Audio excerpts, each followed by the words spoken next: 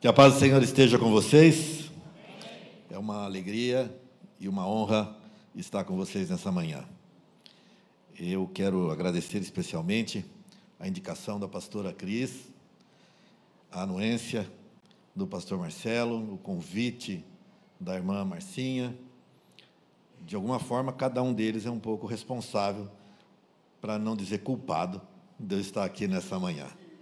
E já tive a alegria de rever alguns amigos aqui, alguns ex-alunos, e talvez tenha mais por aí. A gente vai encontrando alunos pelo caminho afora, pela graça de Deus. Mas viemos aqui hoje para falar da palavra de Deus, refletir sobre a palavra de Deus. E, na verdade, para refletir sobre a palavra de Deus, nós precisamos mais do que isso. Nós precisamos refletir sobre os dias que nós estamos vivendo. Dias de grandes incertezas. Na verdade, nada é muito certo nos dias de hoje, e especialmente nos dias de hoje. Cada fato novo que acontece na vida, na nossa vida, eu tenho certeza que vocês vão poder concordar comigo, mostra que poucas coisas na vida são confiáveis. Ou quase nada é permanente. E isso requer de nós uma reflexão. Por exemplo, terremotos nós temos visto. Terremotos, vulcões, tsunamis. Mostra a instabilidade da Terra. Nós não podemos confiar no planeta. As coisas vão acontecendo. Ninguém sabe, de repente acontece. Tragédias por variações no planeta. Bandidos governam os países. Lamentavelmente, aqueles que deveriam nos proteger são aqueles que nos oprimem. Nós não podemos confiar nas autoridades. É isso que nós estamos vivendo. Nós não podemos confiar nas pessoas. Maridos, dá para confiar? Esposas, amigos, parentes, e nós mesmos constantemente nos decepcionamos. Não dá para confiar nas pessoas. Vivemos a época do reescrevendo a história, onde personagens tidos como dignos, até heróis, são desmascarados e desqualificados. Nós não podemos confiar naquilo que nós aprendemos nas escolas. Um exemplo disso, nós fomos a Portugal há pouco tempo e fomos ver um pouco da história do Brasil contada pelos portugueses. Oposto daquilo que nós aprendemos nas nossas escolas. Romantizado aqui para o nosso bem. Empresas de tradição estão quebrando todos os dias. Não dá para confiar na economia do mundo. Veja, tudo parece instável. Emprego que você tem hoje, você não pode confirmá-lo amanhã. E mostra também que não podemos confiar na economia doméstica. Não podemos considerar estável o nosso dinheiro, o mantimento da nossa família. Tantas coisas. Quem tem algum dinheiro, sabe onde aplicar hoje? Com segurança, por favor, me avise. Não que eu tenha, mas eu gostaria de saber onde eu poderia aplicar um dinheiro com segurança. Olha, eu não sou rico, mas há uns 3 anos, pastor, eu tinha aí, uns 3 anos, eu tinha 9 mil, quase 10 mil reais. Falei, vou aplicar na Bolsa. Hoje de manhã eu estava olhando, tenho 2.700. Ou seja, dá para confiar? Não dá. Enfim, não dá para confiar em nada. Igrejas e pastores, pessoas e entidades que foram chamadas por Deus para cuidar da nossa alma, estão constantemente envolvidos em escândalos morais e financeiros. também não dá para confiar. Em quem nós podemos confiar? Na verdade, nós vimos que eu citei alguns pontos, algumas áreas da vida, e já dá para perceber que na vida, ou nessa vida, nada é confiável, nada é duradouro, nada é permanente.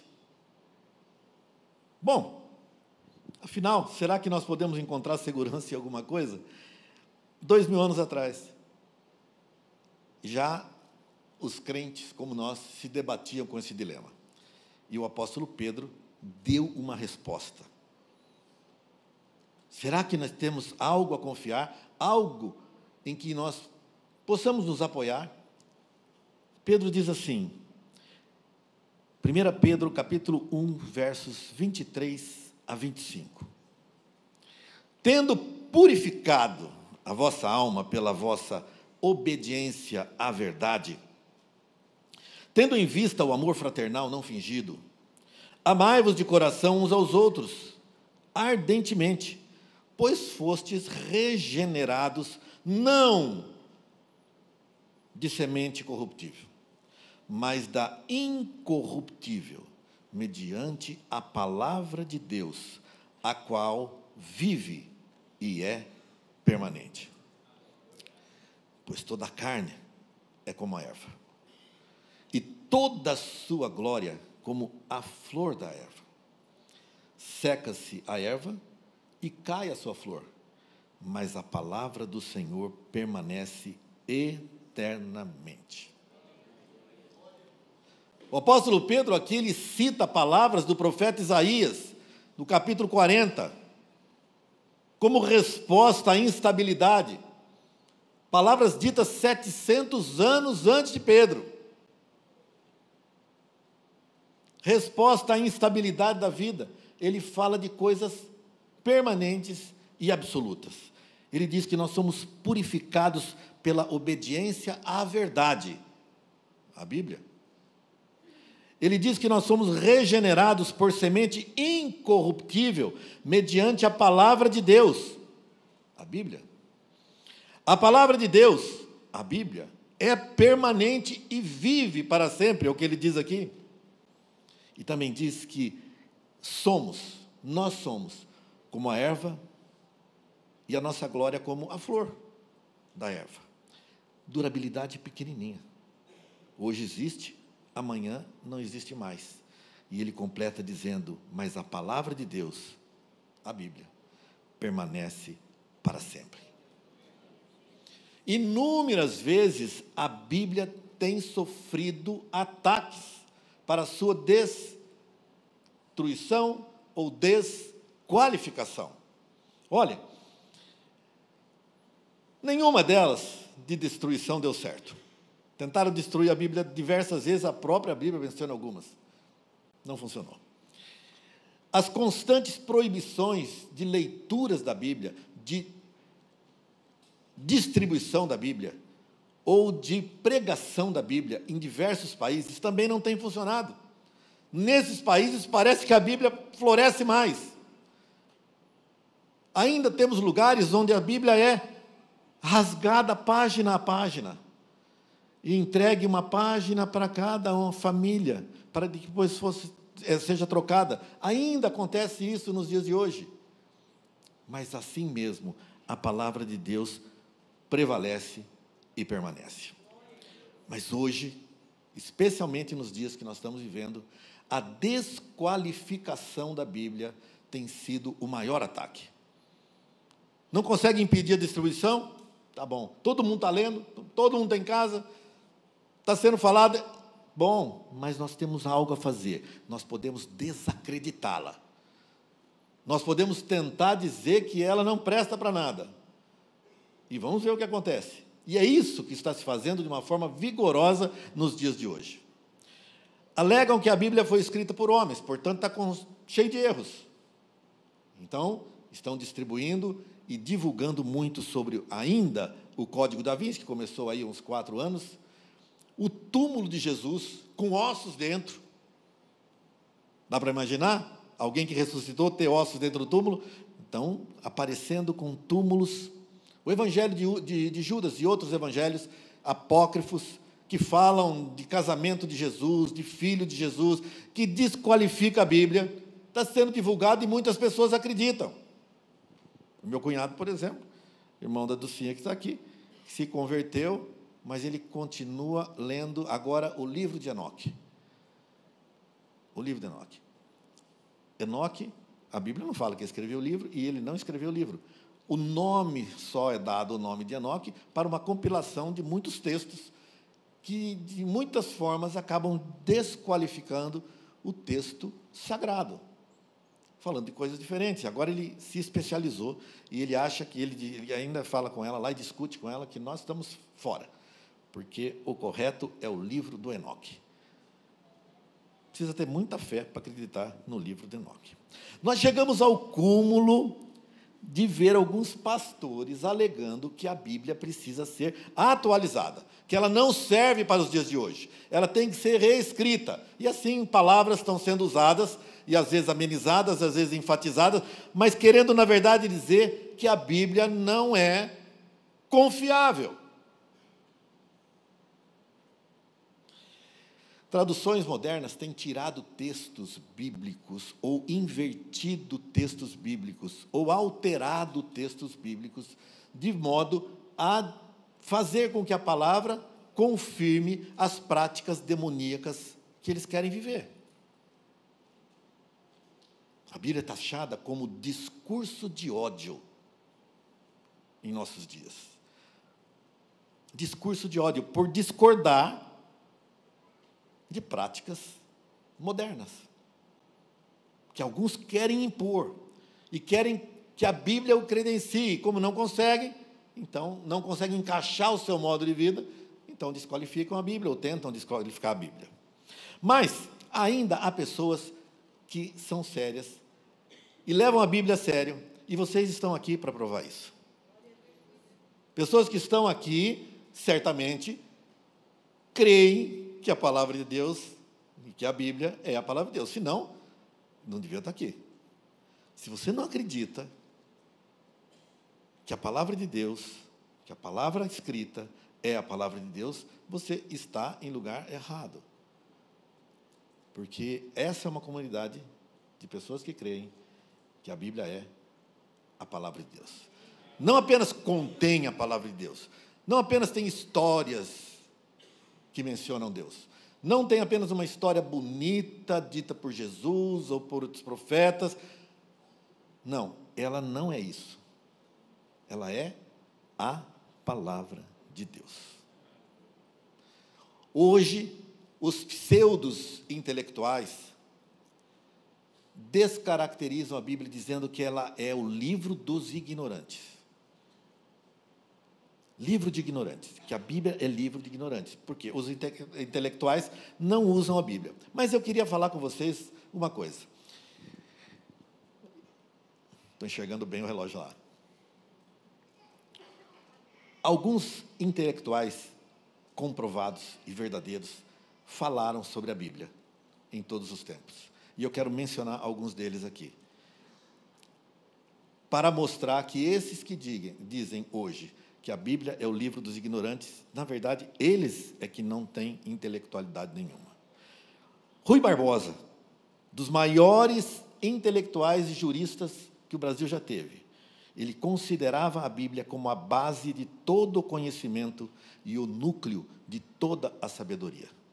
Olha o que ele disse: eu li a Bíblia, eu creio na Bíblia, eu estimo-a como o maior repositório da verdade divina e o mais belo monumento literário que os homens conhecem. George Washington, primeiro presidente dos Estados Unidos, ele disse: é impossível governar o mundo corretamente sem Deus e sem a Bíblia. Abraham Lincoln, mais famoso presidente, 16º presidente dos Estados Unidos, o mais famoso de todos, ele diz assim: creio que a Bíblia é o melhor presente que Deus deu ao homem. Todo o bem que vem do Salvador do mundo nos é comunicado através deste livro. Mahatma Gandhi, político, líder espiritual hindu, não era judeu, não era cristão, ele era hindu. E olha o que ele disse: você pode me chamar de cristão, pois a Bíblia tem uma mensagem universal para o mundo, e a sua mensagem é amor, paz e perdão. Isaac Newton, cientista, que todo mundo conhece, matemático, e ele escreve assim: há mais indícios seguros da autenticidade da Bíblia do que em qualquer história profana. Napoleão Bonaparte, imperador francês, ele diz: a Bíblia não é apenas um livro, é um ser vivo, com um poder que conquista tudo o que se opõe a ela. Theodore Roosevelt, 26º presidente dos Estados Unidos, ele disse: um conhecimento profundo da Bíblia vale mais do que uma educação universitária. Charles Dickens, escritor inglês dos mais influentes de todos os tempos, ele diz: o Novo Testamento é o melhor livro que o mundo já conheceu ou conhecerá. Francis Bacon, pai do moderno método científico, cientista, ele diz, ele também é fundador da Academia de Londres: há 2 livros que devemos sempre estudar: as Escrituras, que nos previnem do erro e revelam a vontade de Deus, e a criação, que expressa o seu poder. Moody, um evangelista, também disse algo interessante, mas esse era crente, né? A Bíblia não foi dada para aumentar o nosso conhecimento, mas para mudar a nossa vida. Immanuel Kant, filósofo alemão, ele disse: a existência da Bíblia como um livro para o povo é o maior benefício que a raça humana já experimentou. Todo o esforço para menosprezá-la é um crime contra a humanidade. Eu citei 10 aqui. 10 intelectuais reconhecidos de todos os tempos. Todos eles reconhecendo a Bíblia como um livro de impactos profundos sobre a vida humana e sobre a sociedade humana. Na verdade, a Bíblia é o livro dos livros. Ela tem a mensagem para a vida, ela tem a mensagem para os crentes, ela tem a salvação contida nela. Paulo diz: tu, porém, permanece naquilo que aprendestes, e de que fostes inteirado, sabendo de quem o aprendestes, que desde a sua infância sabes as sagradas letras, que podem tornar-te sábio para a salvação pela fé em Cristo Jesus. E o apóstolo Pedro, o texto que nós lemos, completa: tendo purificado a vossa alma, purificado pela obediência à verdade. E o salmista diz: a tua palavra escondi no meu coração para não pecar contra ti. Portanto, a Bíblia nunca mudou, a Bíblia não muda, e a Bíblia não precisará ser mudada nunca. Ela é importante hoje, como foi ontem e como será para sempre. E esse é o tema da nossa mensagem: a Bíblia ontem, hoje e sempre. E eu queria destacar rapidamente com vocês essas 3 eras da Bíblia. A Bíblia ontem como fundamento da história e fundamento da nossa fé. Primeiro, a Bíblia é fundamento porque ela é incorruptível. O texto nos diz aqui: pois fostes regenerados não por semente corruptível, mas pela incorruptível palavra de Deus. A palavra corruptível aqui, ela significa que é algo não sujeito a apodrecimento, que não decai, que não perde a importância e o valor. Essa é a palavra grega para incorruptível, que foi traduzida aqui, aliás, traduzida como incorruptível. Apesar de muitos, como nós vimos, se especializarem em desacreditar a palavra de Deus, Pedro nos diz que não tem como fazer isso. Alguns elaboram, negam a Bíblia, mas constantemente a própria arqueologia tem desmentido aqueles que querem desacreditar. Arqueólogos céticos têm que se render constantemente à palavra de Deus. tantas coisas que a arqueologia dizia, não, isso é mito, isso não é verdade, o que a Bíblia está dizendo não é verdade. Eles têm que se render, passa o tempo, porque não é porque a arqueologia não achou alguma prova bíblica que não vai achar. Não achou? A gente sempre dizer, ainda. Mas aquelas que estão sendo descobertas comprovam veementemente a verdade da palavra de Deus. Olha só o que aconteceu com William Ramsay. Ele é um arqueólogo ateu.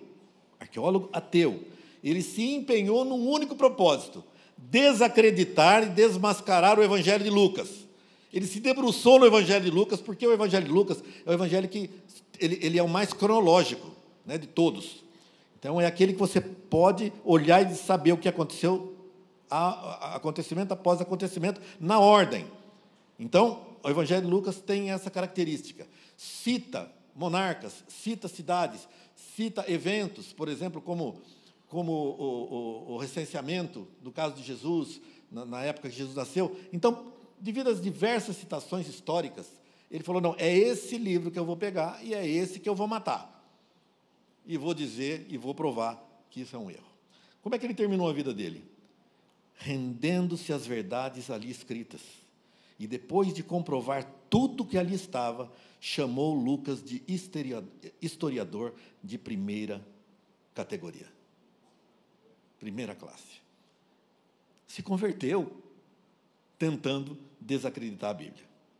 Infelizmente, até algumas igrejas nos dias de hoje têm dado mais importância aos milagres, mais importância às músicas, mais importância aos eventos, do que a própria palavra de Deus. Alguns pastores até usam a palavra de Deus, usam a Bíblia, pregam sobre a Bíblia, mas não pregam a Bíblia. Infelizmente, usam a Bíblia para fixar suas ideias e não as ideias de Deus. Porque você consegue, com um pouco de boa vontade e um mínimo de inteligência, eu consigo dizer que a Bíblia é o que eu quero que ela seja. Isso não é pregar a palavra de Deus. Isso é usar a Bíblia. Mas não é pregar a palavra de Deus. Temos que tomar muito cuidado com o que estamos fazendo com ela. Porque não há nada que possa deixar a Bíblia mais bonita, mais pura e mais profunda do que ela mesma. Ela é fundamento também porque ela é a verdade. Deus não é homem para que minta, diz Números capítulo 23. E Ezequiel diz, porque eu, o Senhor, falei, e a palavra que eu falar se cumprirá e não será retardada. Porque em verdade vos digo, até que passe o céu e a terra, nem um i e nem um tio jamais passará da lei, até que tudo se cumpra. A Bíblia não muda, ela não mente, ela não engana, ela não falha. Tudo que está escrito vai se cumprir. Tudo aquilo que Deus prometeu vai se cumprir. Tudo que você se debruçou em crer pode permanecer firme, porque isso é fé. O que diz Hebreus? Fé é o firme fundamento. Fé não é suposição, é firme fundamento. Fé não é pensamento positivo, é fundamento. Não que não seja bom o pensamento positivo. Fé não é incentivo, não é motivação. Fé é firme fundamento. Você crê naquilo que está escrito, independentemente daquilo que você gostaria que fosse, independentemente daquilo que alguém disse para você que será. Creia naquilo que diz a Bíblia. Aquilo é fundamento para a sua vida. O fundamento não muda. E ela é fundamento porque ela tem origem divina. Continuamos falando da Bíblia ontem. Fundamento. A Bíblia foi escrita há 1500 anos. Por 40 autores. E ela se mantém absolutamente harmoniosa, sem contradições.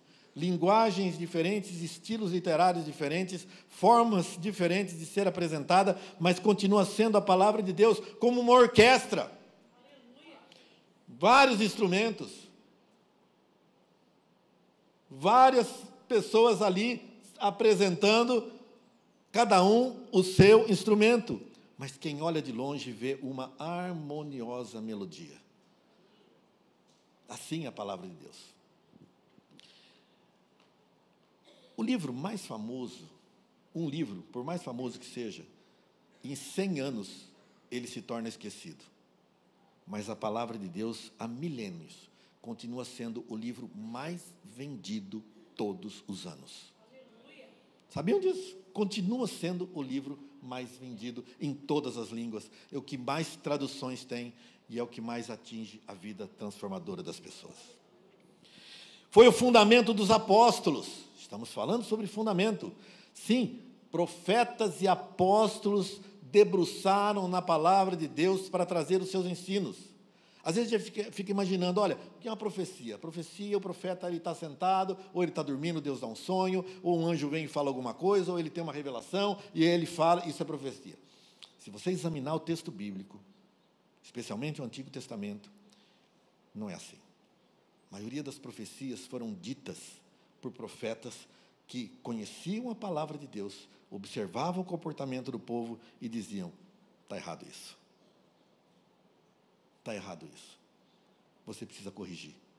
A palavra de Deus foi a base. Malaquias não precisava de uma revelação do céu para dizer, esse sacrifício que vocês estão trazendo no templo não tem valor. Pode levar embora que Deus não quer isso. Ele não precisava de revelação, porque ele conhecia o que dizia a palavra de Deus. Ó, você tem que trazer animal assim, assim, assim. 1 ano sem defeito. Aí vinha aqueles animais todos estourados para trazer. Precisava de uma revelação? Não. Assim os profetas de hoje trabalham.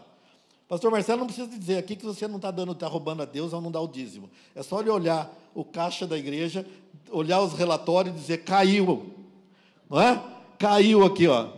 Gente, um anjo me falou que vocês não estão dando dízimo. Corretamente. Não precisa do anjo. O relatório fala isso, não é? Nós sabemos o que a Bíblia diz. Nós sabemos o que o povo está fazendo. E isso é a base da nossa profecia. Assim foi a base dos apóstolos e profetas, edificados sobre o fundamento, diz Efésios, dos apóstolos e profetas, sendo Ele mesmo, Cristo Jesus, a pedra angular. A própria Bíblia relata profecias cumpridas dentro dela mesma. Fundamento. Vamos mais uma ideia de fundamento.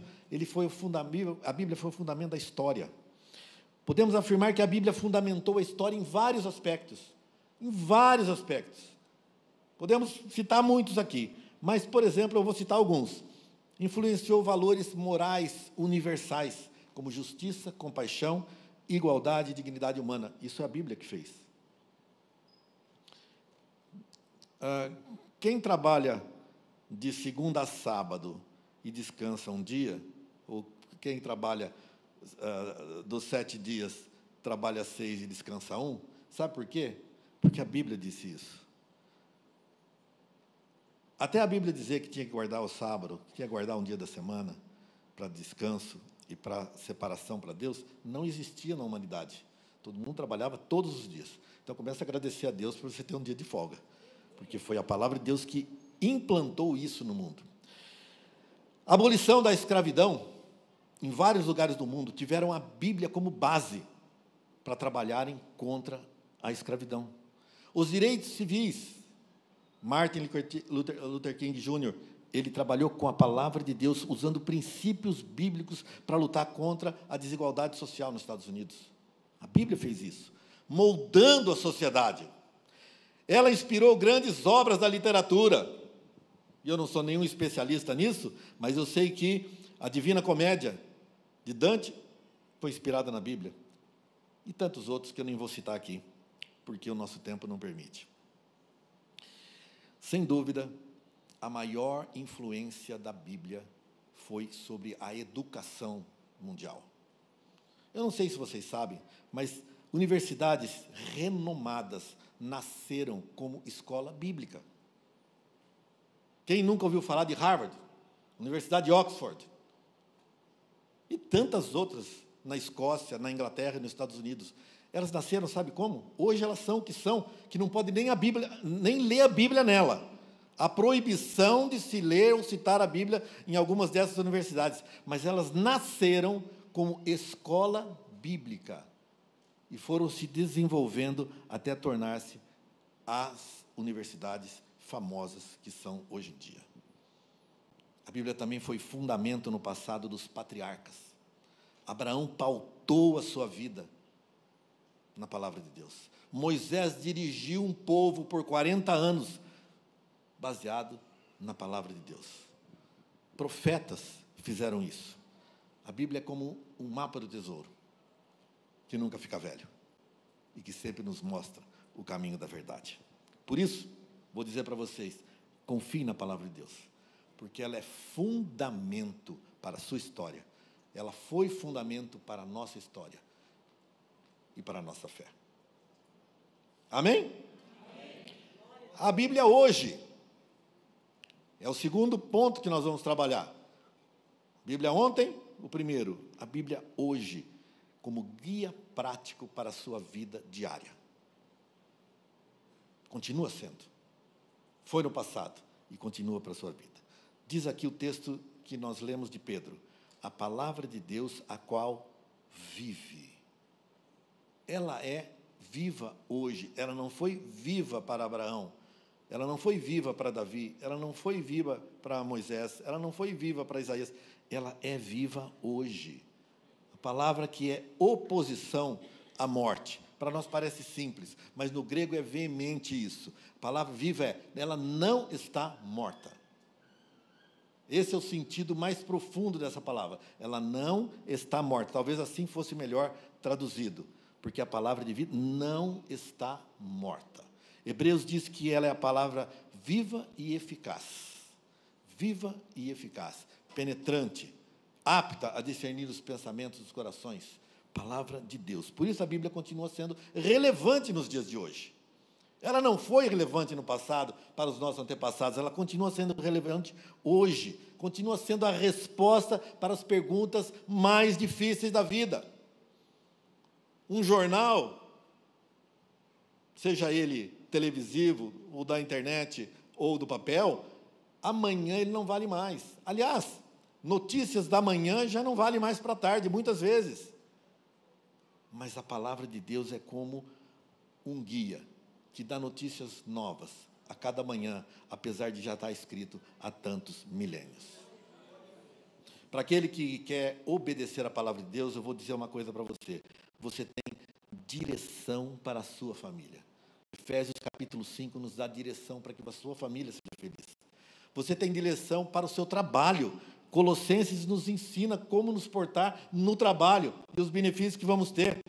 Você tem benefícios no convívio social, direção para conviver socialmente com os nossos irmãos e com as pessoas aí de fora.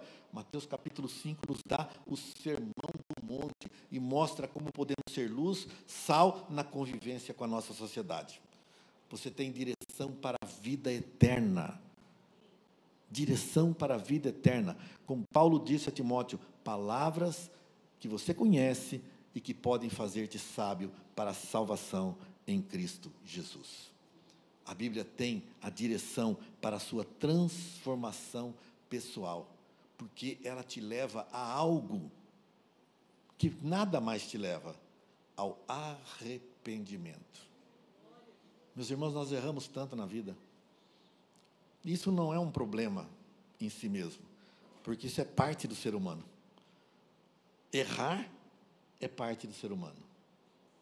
Mas a Bíblia nos leva ao arrependimento, porque ela é o espelho da sua alma. E quando você compara a sua atitude, o seu comportamento, as suas palavras, aquilo que você tem feito em relação às pessoas, com aquilo que a Bíblia ensina, isso se torna algo que reflete a sua imagem, e você é chamado ao arrependimento. Arrependimento foi parte do primeiro sermão pregado por João Batista. Arrependimento foi o primeiro sermão pregado por Jesus. Arrependimento foi o primeiro sermão pregado pelos apóstolos. Arrependimento aparece em cada uma das 7 cartas do Apocalipse. Arrependimento é o que Deus espera de você. Não que você seja perfeito e não erre nunca, mas que cada vez que você erre, você busque o arrependimento. A palavra de Deus, ela dá consolação. Olha o que diz aqui Romanos capítulo 5, capítulo 15. Pois tudo quanto outrora foi escrito, para nosso ensino foi escrito, a fim de que pela paciência e pela consolação das Escrituras tenhamos esperança. Você está sem esperança? Palavra de Deus para você. A palavra de Deus nos dá discernimento espiritual, ilumina o nosso caminho. A palavra de Deus é necessária para a nossa vida. Isso é a palavra de Deus. Olha, toda a Escritura é divinamente inspirada. Cuidado com as traduções que colocam a vírgula no lugar errado aqui, né? Toda a Escritura é divinamente inspirada e proveitosa para ensinar, para repreender, para corrigir, para instruir em justiça, para que o homem de Deus seja perfeito e perfeitamente preparado para toda boa obra. É uma bússola para a nossa vida. Se você acha que a sua vida está sem direção, eu já sei qual é o seu problema. Se você acorda de manhã e fala, o que eu faço? Para onde vou? Quem sou eu? Não é? A Bíblia é o medicamento que você precisa. É ela que vai dar direção para a sua vida em todos os sentidos. A Bíblia hoje continua sendo o seu guia, continua sendo a sua direção. Amém? Amém. E por último, nós vamos falar da Bíblia sempre. Importância da Bíblia ontem, importância da Bíblia hoje e a importância da Bíblia sempre, como uma promessa da vida eterna. Ela não para por aqui. A palavra de Deus, a qual, disse Pedro, como nós lemos, é permanente. Ela permanece. Ela é para sempre. Ela é eterna. Ela não interrompe a sua importância, porque ela é um livro absolutamente duradouro. As coisas não são duradouras, como vimos no início, mas a Bíblia continua sendo duradoura, eterna, para todo sempre. Depois de dizer que a Bíblia é permanente, Pedro explica o texto dito por Isaías, capítulo 40. Aí ele vai explicar. E ele diz, porque nós, seres humanos, somos a carne. E toda a nossa glória, a beleza, a juventude, o poder, como a flor da erva. A flor acaba. Ela murcha. A erva se acaba. São de curta duração. Está vivo agora, amanhã não está mais. Mas a palavra de Deus permanece para todo o sempre, é o que ele diz aqui. A sua juventude vai embora. A sua influência, o seu poder vão embora. A sua riqueza vão embora. Vai embora. Tudo vai. A força que você tem vai embora. Mas a palavra de Deus vai permanecer quando tudo mais for embora. O céu e a terra passarão, disse Jesus, mas as minhas palavras jamais passarão. Na Bíblia nós encontramos então a esperança, porque é algo permanente. Ela fala do retorno de Jesus. Olha o que diz Paulo aos Tessalonicenses: porquanto o Senhor, mesmo dada a sua palavra de ordem, ouvida a voz do arcanjo, ressoada a trombeta de Deus, descerá do céu, e os mortos em Cristo ressuscitarão primeiro, depois nós os vivos, os que ficarmos, seremos arrebatados juntamente com eles, entre as nuvens, para o encontro com o Senhor, nos ares. E assim, estaremos para sempre com o Senhor. Para sempre. Isso vai acontecer. História do arrebatamento, que coisa louca é essa? Isso vai acontecer. Coisa louca disseram para Noé. O que você faz construindo um barcão desse, num lugar onde não tem rio? O que você faz com esse negócio? Não, vai vir dilúvio. Você é louco. Veio ou não veio? O arrebatamento virá. Novos céus e nova terra estão preparados para nós. Deus habitará com eles. Eles serão o povo de Deus. Está falando de você. E Deus mesmo estará com eles. E lhes enxugará dos olhos toda a lágrima. E a morte já não existirá. E não haverá luto, nem pranto, nem dor, porque as primeiras coisas já passaram. A Bíblia é para sempre. E você pode estar lá. Olha o que diz João: o mundo e seus desejos passarão, mas o homem que faz a vontade de Deus, ou seja, que obedece a palavra de Deus, permanece para sempre. Se você obedecer a palavra de Deus, você não passará. Você estará lá. E o valor eterno da Bíblia, ele vai se fazer presente na sua vida. Bem, meus irmãos, nós percebemos que a Bíblia tem tudo o que precisamos. Portanto, ela é insubstituível para a nossa vida. Ela é direção divina. Ela é guia para os nossos dias. Ela é capaz de suprir todo tipo de necessidade, de anseio ou de aspiração. Olha apenas para curiosidade. Se você quer sabedoria, a Bíblia tem. Se você quer romance, a Bíblia tem. Se você quer história para contar para os seus filhos e para se satisfazer, a Bíblia tem. Se você quer aventura, a Bíblia tem. Se você quer heróis, não precisa do Homem-Aranha, do He-Man, de todas essas coisas, a Bíblia tem. Se você quer esperança, a Bíblia tem. Se você quer direção para a sua vida, a Bíblia tem. Se você quer o caminho para a eternidade, a Bíblia tem. A palavra de Deus é segura. Começamos dizendo que nada é seguro e terminamos de dizer que a Bíblia é segura, que a palavra de Deus é segura. Não olhe para as circunstâncias da vida. As circunstâncias às vezes obscurecem o nosso modo de ver as coisas. Lembre-se de Pedro. Pedro andava sobre as águas, enquanto ele olhava para Jesus. Mas quando ele começou a perceber a força dos ventos e dar atenção a elas, ele começou a afundar. Deixou de dar atenção àquele que estava à sua frente e dar atenção às coisas difíceis da vida. A fé foi caindo. Aliás, tem uma historinha onde 3 pessoas andavam em cima do muro. A pessoa da frente, ela se chamava Palavra de Deus. A pessoa do meio se chamava fé. E a pessoa que vinha logo atrás se chamava circunstância. Enquanto a fé olhava para a palavra de Deus, ela seguia firme. Quando ela resolveu dar uma olhadinha para ver as circunstâncias, caiu do muro. A Bíblia nos ensina que o homem prudente, ele constrói a sua casa sobre a rocha. Aquele que ouve essas palavras é como um homem sábio, que constrói a sua casa sobre a rocha. Fundamento, palavra de Deus. E eu quero fazer um desafio para você.